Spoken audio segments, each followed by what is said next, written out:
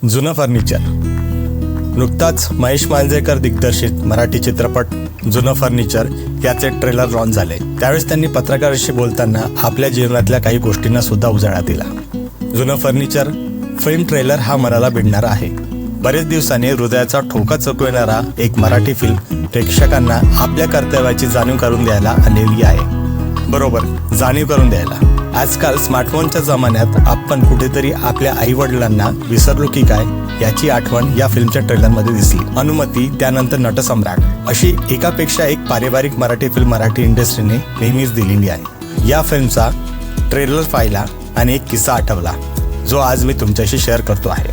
2009ला अमरावतीवरून पुण्याला आलो आणि राहायला सहकारनगर 2ला होतो आणि जेवायला मेस. मग काय, रोजचा दिवस. निघालो मी बाईक घेऊन मेसवर जायला. रस्त्यात जाताना आजोबा चालत होते. साधारण 72 ते 75 वयाचे असावे. हाफ शर्ट आणि फुल पॅन्ट. विचार केला, कसला हँडसम आप्पा या, असं मनातल्या मनात बोलत मेसला पोचलो आणि मेसमध्ये नेहमीची आपली पोळी भाजी घेतली आणि एक कोपरा पकवत जेवायला सुरुवात केली. थोड्या वेळातच तेच आप्पा मेसवर आले. त्यांनी पण एक काहीतरी जेवायला ऑर्डर केली आणि माझ्या बाजूला येऊन बसलेत. मी आपणच आपला थोडा सरकून त्यांना जागा दिली. त्यावेळेस मेसवाली आली आणि काहीतरी कुरकुर करत त्यांना ताट वाढून दिले. त्यामध्ये मिक्सरमधून काढलेल्या पोळ्यांचा चुरमा आणि वरण आणि भाजी होती. त्यांनी कदाचित काला करून मागितलेला होता. असो, मग माझं जेवण आटपलं आणि मी मेसच्या बाहेर बाकावर जाऊन बसलो आणि मोबाईल बघत होतो. तेवढ्यातच आजोबा माझ्या बाजूला येऊन बसले. मी परत त्यांना थोडी जागा दिली आणि बसा म्हणालो. आजोबा हसले आणि थँक्यू म्हणत बसले. मग मीच बोलायला सुरुवात केली. म्हटलं, सर आपण काय हँडसम दिसतात. ते हसलेत आणि म्हणाले, होतो की एकेकाळी. तोंडावर हात फिरवला आणि गप्प झाले. मग म्हटलं, तुम्ही एवढ्यातच राहतात का, मी विचारले. हो बोलले.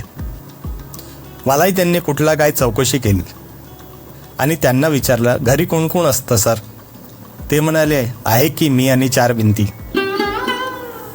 का बरं सर, फॅमिली, मी विचारले. ते म्हणाले, आहे की, पण ते परदेशात आहे. माझा मुलगा अमेरिकेला असतो, नातवंड पण आहेत. मी पण अरे वा म्हटलं. ते म्हणाले, कसलं अरे वा, 3 वर्षापासून आला नाही. आई गेली तर तिथूनच कार्यक्रम आटपून घ्या म्हणतो. कसला अमेरिकन, कसलं काय, असे म्हणत आजोबा उठले आणि चालायला लागले. बोलता बोलता बोलले, साधा एक फोन करायला वेळ नाही त्याला. मला काही सुचेना. क्षणातच वातावरण बदललेले. काही काढण्याच्या आधीच ते एका गल्लीत निघून गेले. मी आपला बसूनच. मग थोड्या वेळाने मी बाईकला किक मारली आणि निघालो. तर वाटेत आजोबा एका बाकावर बसलेले दिसले. पाठमोरे होते. माझ्या गाडीच्या आवाजाने जेव्हा मागे वळून बघितले तर त्यांच्या डोळ्यात अक्षरशः समुद्र दाटलेला. त्यांनी मला बघितले, मी त्यांना.